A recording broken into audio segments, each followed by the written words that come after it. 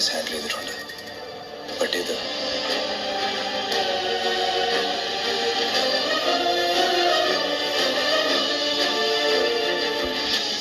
നമ്മുടെ അടുത്ത വരവിനെ പ്രതിരോധിക്കാനുള്ള തയ്യാറെടുപ്പ്.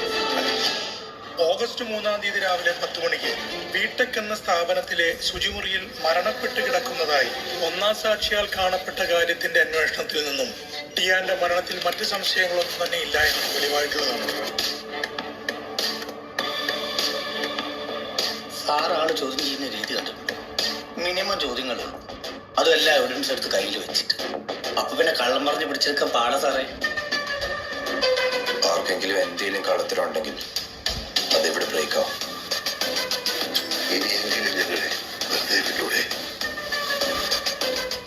കഥ ഇനി അവസാനിച്ചിട്ടില്ല. It's just a beginning.